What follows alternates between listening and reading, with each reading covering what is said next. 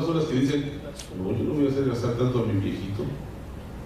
No, ¿cómo? Pues, el niño ya come de todo. No, pues le damos leche de vaca, lo mismo. ¿Qué pasa con la leche de vaca? Le va a dar una diarrea sabrosísima. ¿Y cuántos pañales gasta un niño en una diarrea? De aquí vamos a sacar un paquete diario, ¿no? De 10 a 12 pañales. Entre las orientadas y las composeadas son el paquete de pañales completo. ¿Sí? Súmenle 3 paquetes en 3 días de diarrea, ya juntaron los 300 pesos de la lata. ¿Sí? Entonces uno tiene que insistir también con la mamá, señora, es posible, ¿qué prefiere tener un niño con diarrea durante... Y luego el eritema tan sabroso que le sale, ¿no? El eritema glúteo. Dice uno, quiero ser que su hijo esté así, enséñale fotos a las mamás. ¿Sí?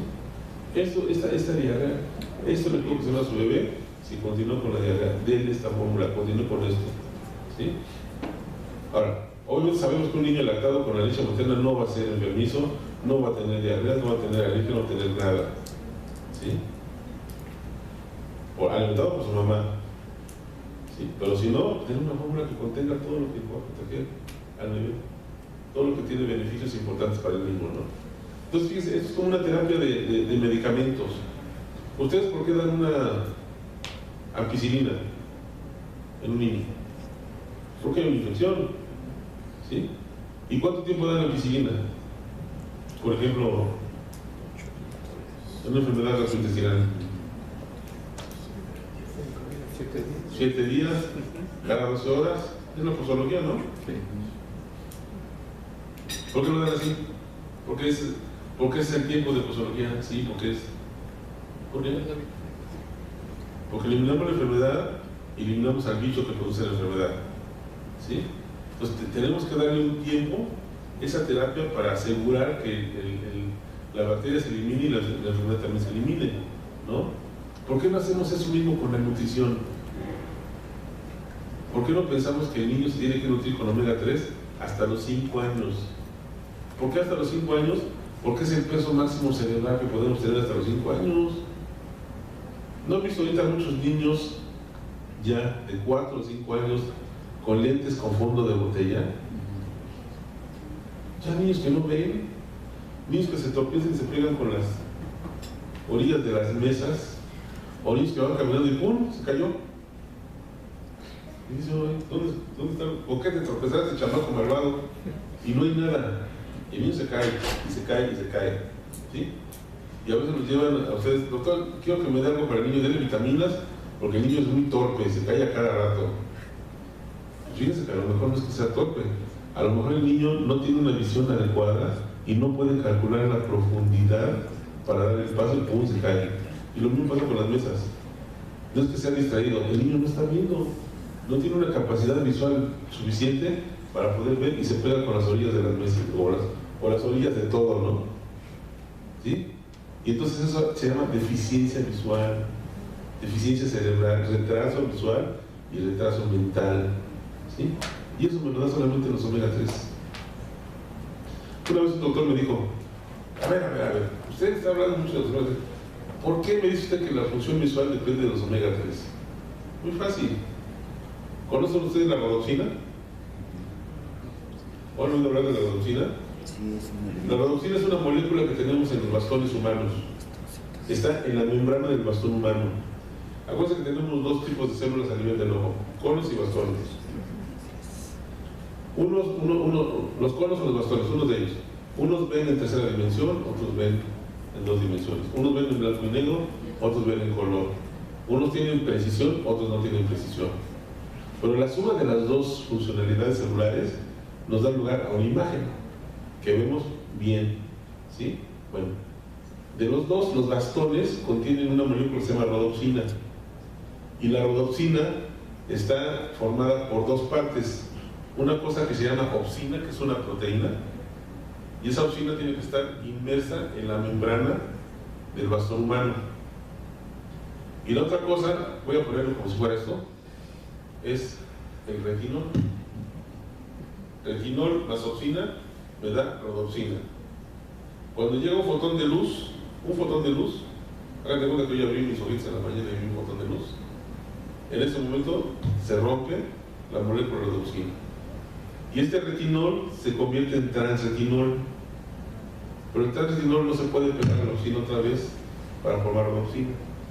Entonces el transretinol tiene que viajar al hígado con una proteína transportadora de retinol, ¿sí? En el hígado tenemos una enzima isomerasa que convierte el transretinol en cisretinol, y la misma proteína que la transportó la regresa al ojo, y el cisretinol ahora sí ya se junta con la opsina para formar la rodopsina. Es el ciclo de la visión, ¿sí? Por cada molécula de rodopsina rota en el cono, digo, en el masón humano, se genera una señal eléctrica que viaja a través de los quiasmas ópticos hacia el cerebro, y esa representa un punto de luz, de forma tal que la suma de todos los puntos de luz es la imagen que vemos en ese momento. Entonces imagínense ustedes, ahorita que me están viendo, la cantidad de millones y millones y millones de moléculas de rodopsina que se están rompiendo en ese momento para generar esa imagen que ven, ¿sí? Y la vitamina A, el transretinol, viajando a miles de kilómetros de distancia para poder otra vez generar la rodopsina. ¿Qué necesita la opsina para poder estar fijada en la membrana del bastón humano? Necesita un ácido graso y se llama DHA. Se llama ácido docosahexaenoico. El ácido docosahexaenoico es el pegamento, el anclaje para la molécula opsina, ¿sí? Si no hay DHA, ¿qué va a pasar? Pues no hay donde anclarse, ¿sí? Nunca se han puesto a pensar por qué tenemos tantos problemas de retinopatía del recién nacido. Es una. Digo, yo sé que la retinopatía del recién nacido tiene muchas causas, pero una de ellas es la mala nutrición de los bastones humanos. Y la mala nutrición implica reducción en la utilización del DHA. De forma tal que ahí tenemos un efecto importante de por qué la visión viene a ser un indicador del estado de nutrición de un bebé. Y un niño que no ve a los 4 años es un niño que fue desnutrido desde el embarazo. Bien. Entonces ahí tenemos el efecto muy importante. Las fórmulas de continuación son fórmulas que se van a dar después de los 6 meses. Tienen más o menos las mismas concentraciones que les estoy diciendo. La relación de DHA ya es una relación 2:1, 2 de araquidónico por 1 de omega 3, también tiene taurina, colina, etc. ¿Sí? Se da para niños de 6 a 12 meses o que tengan de 6 a 9 kilogramos de peso, ¿sí? Y las fórmulas que apoyan el crecimiento son para niños mayores de 1 año, donde ya tenemos una actividad física más elevada, donde tenemos un poco de reducción en la velocidad de crecimiento, pero continúa el crecimiento, el desarrollo y la modulación de prácticamente todos los órganos y los sistemas, ¿sí? ¿Qué características tiene? Bueno, pues son también proteínas lácteas con una relación lactoalbúmina caseína igual de 40, perdón, que tienen grasas vegetales y que deben de contener esta grasa omega 3 y grasa omega 6. ¿Sí? Yo aquí siempre les insisto, esto no es capricho mío, o sea, no es capricho de ninguna compañía, es capricho humano. Necesitamos esta grasa. Nosotros no podemos sintetizar 2 ácidos grasos. Es el ácido linoleico, a partir del cual se obtiene el araquidónico, y el ácido alfa-linolénico, a partir del cual se obtiene el DHA. No los podemos sintetizar. En algún momento de la evolución perdimos la capacidad de síntesis ácidos grasos. Toda la demás grasa la podemos sintetizar, toda. Palmítico, esteárico, oleico, toda la podemos sintetizar. Pero esas 2 no las podemos sintetizar. Y es bien curioso. No las podemos sintetizar y cuando entran a nuestro cuerpo no se utilizan para generar energía. Rápidamente el ácido linoleico y araquidónico se van al hígado, y en el hígado se convierten en araquidónico y DHA, y de ahí se va para el cerebro y para el ojo, o para el sistema nervioso. ¿Sí? No quemamos el DHA, no quemamos el ácido araquidónico para obtener energía, lo utilizamos para funciones vitales importantes. Y así como les dije ahorita lo de la rodopsina, imagínense receptores a nivel del sistema inmune, ¿sí? Receptores para citocinas, para interleucinas, para tromboxanos, para leucotrienos. Cada uno de esos receptores debe estar anclado en la membrana de una célula, y el anclaje requiere de DHA. ¿Sí? Sistema nervioso requiere más DHA que araquidónico. Sistema nervioso.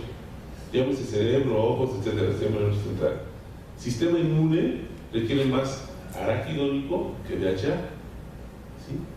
Tienen funciones diferentes, pero requieren de los dos también en proporciones diferentes, ¿sí? Algunas de las funciones importantes, quisiera comentar aquí algunas conclusiones importantes. Por ejemplo, ya dijimos que el ácido araquidónico era proinflamatorio, ¿no? Y el ácido DHA es antiinflamatorio. Tienen efectos que se contraponen. ¿Cuáles enfermedades ven ustedes de tipo proinflamatorio en el consultorio? La obesidad. La mayor parte, ¿no? La mayor parte de los problemas que ven a nivel consultorio tienen un carácter proinflamatorio, por lo tanto, favorecido por un consumo elevado de omega 6. Este consumo elevado de omega 6 proviene de carnes rojas y de aceites vegetales. Y también somos el primer país consumidor de aceites de vegetales, además de refrescos. Ok. Otra funcionalidad importante. Omega 6 son broncoconstrictores. Omega 3, broncodilatadores. ¿A qué padecimiento pueden llevar ese efecto broncoconstrictor o broncodilatador? Asma. ¿Y cuántos pacientes asmáticos tenemos aquí en? Muchos. Aquí en el estado? Muchos. Y fíjense que es muy curioso. Los pacientes asmáticos correlacionan muy bien con los estados productores de leche de vaca. ¿Sí? Donde hay más consumo de leche de vaca y productos lácteos, tenemos la mayor cantidad de asmáticos. ¿Sí? Entonces, yo no le voy a quitar al paciente asmático el asma dándole omega 3. ¿Sí? No quiero que piensen eso. Pero sí lo que puedo hacer es reducirle el proceso asmático en términos de frecuencia y de intensidad si yo le doy un broncodilatador. Y el mejor broncodilatador viene a ser los omega 3. ¿Sí? A lo mejor no le voy a producir, no le voy a disminuir la cantidad de omega 6 que ya está comiendo porque son dragones de carne y de aceite, ¿no? En México, mientras más grasita tenga la carne frita, es más sabrosa, desgraciadamente. ¿Sí? Y fíjense, es bien curioso, sí se pueden comer un taco de carne frita y un taco de verduras fritas, por ejemplo. Entonces, se consume mucho aceite, tiene mucho omega 6, pues a lo mejor no puedo reducir los omega 6, pero sí puedo aumentar los omega 3. Y al aumentarlos, estoy logrando disminuir un poco el efecto broncoconstrictor de los omega 6. ¿Sí? No le quito el asma, pero puedo bajar la intensidad del proceso asmático. Gastritis, ya lo vimos. Omega 6 promueve la secreción de ácido clorhídrico a nivel de las células principales. Omega 3 la controla. Diabetes. Omega 6 ocasiona liberaciones. Fíjense, uno pensaría que solamente la glucosa o los picos de glucosa me liberan grandes cantidades de insulina. No. ¿Sí? Lo que me libera grandes cantidades de insulina no solamente la glucosa, también grandes cantidades de omega 6. ¿Sí? Y lo que me controla la síntesis de insulina vienen a ser los omega 3. Lipogénesis también ya lo vimos. Los omega 6 producen lípidos, o sea, lipogénesis, son lipogénicos. Los omega 3 son lipolíticos, entonces quiere decir que degradan grasa. ¿Sí? Esto es muy importante porque hay una dieta que salió por ahí que es muy famosa, que es la dieta de la zona. ¿Quién la conoce? La dieta de la zona. ¿No? La dieta de la zona la expuso el doctor Sears ya hace unos 4 años. Es una dieta donde se aumenta mucho el consumo proteico, ¿sí? Pero también se aumenta el consumo de omega 3. ¿Sí? Se aumenta el consumo de fibra y se disminuye el consumo de hidratos de carbono simples. La dieta del doctor Sears, la dieta de la zona, tiene una eficiencia del 60%. Quiere decir que los que son obesos bajan del 100%, el 60% bajan de peso. O sea, es una dieta pues, con mucho éxito, porque el 60% de los pacientes bajan. Comparado con otras dietas que tienen éxitos del 20%, 30%, esta dieta está muy bien. ¿Sí? El problema es que tiene una carga renal fuerte, puesto que maneja niveles de proteína elevados. ¿Sí? Pero la gente baja de peso. ¿Por qué? Porque también los omega 3 son, ¿sí?, lipolíticos. ¿Sí? Y tiene mucho que ver esto también con el efecto que tiene a nivel del DNA. ¿Ustedes conocen el gen OB? ¿El gen de la obesidad? ¿No lo conocen? Espero que no lo conozcan. ¿Sí? Pero el gen de la obesidad tiene varias partes. Es la parte operadora, la parte reguladora, ¿sí? Y los omega 6 que consumimos van directamente hacia la parte operadora, ¿sí? ¿Qué hacen en el gen de la parte operadora? Bueno, la parte operadora promueve la síntesis de ciertas proteínas, ¿sí?, que nos ayudan a acumular lípidos, llamadas adipocinas, ¿sí? Las adipocinas.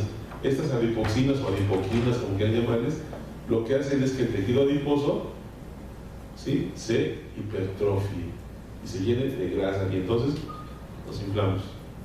¿Ok? ¿Qué es lo que hacen los omega 3? Pues los omega 3 se van a la parte reguladora del gen OB y evitan que se sintetice adiposina para que haya un aumento de peso. Entonces la gente baja de peso, ¿sí? Entonces tenemos aquí también un efecto genético de los omega 3. Y así tenemos 20 o más funciones o microfunciones que tienen los omega 3 con los omega 6. Por eso es que es importante que se le dé a un niño. Si yo a un niño le empiezo a dar un aporte adecuado de omega 3 o omega 6, 2 a 1, como lo hemos estado diciendo, desde que empieza a crecer, desde la lactancia materna, el niño va a ser un niño delgado, se los puedo asegurar. No va a haber obesidad, no va a haber problemas de hipertensión, no va a haber problemas de hipercolesterolemia, no va a haber problemas de enfermedades crónico-degenerativas, no los va a haber. Esa es la siguiente generación que yo quisiera ver, ¿sí? Por lo menos nada más de la parte de omega 3. Pero también contienen hierro, zinc, calcio, yodo, etc. Obviamente los beneficios van a favorecer el crecimiento, la maduración ósea, defensas, etcétera, etcétera. Tiene los mismos beneficios. ¿Cuánto se recomiendan? ¿Sí? De 1 a 3 años de vida. Y yo diría que también podemos extrapolar esto hasta los 5 años de vida, ¿sí? Tratar de que el niño pueda consumir todo esto, ¿no? Aquí están ya las 3 etapas, etapa 1, 2 y 3, fórmulas de inicio, de continuación y de crecimiento, la cantidad de energía, las proteínas, las grasas y los hidratos de carbono más o menos se mantienen en una proporción constante, ¿no? Algo que se está utilizando muchísimo también, que es importante y que olvidamos por tantas terapias medicamentosas que tenemos ahorita, son los probióticos y los prebióticos. ¿Qué son los probióticos? Bacterias. ¿Qué son los prebióticos? Los alimentos de las bacterias, ¿sí?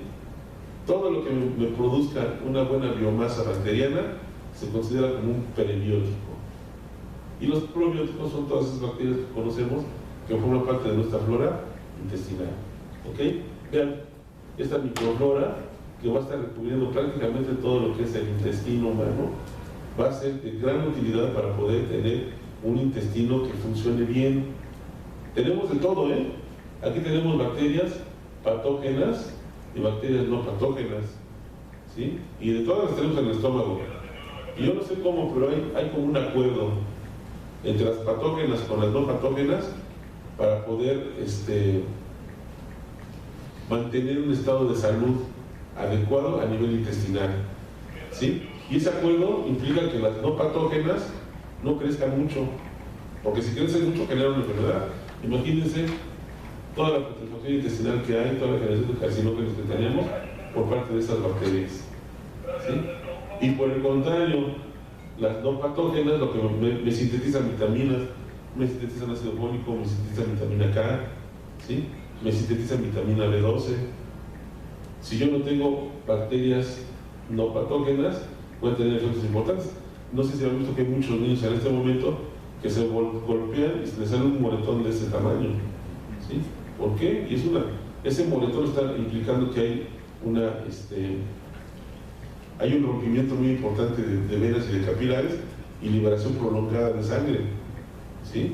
Esos moretones están enfermos. Bueno, está hablando de un problema ahí de coagulación, ¿sí? Obviamente la vitamina K. La vitamina K que me esté proveyendo esa bacteria que me la debe de estar produciendo, ¿no?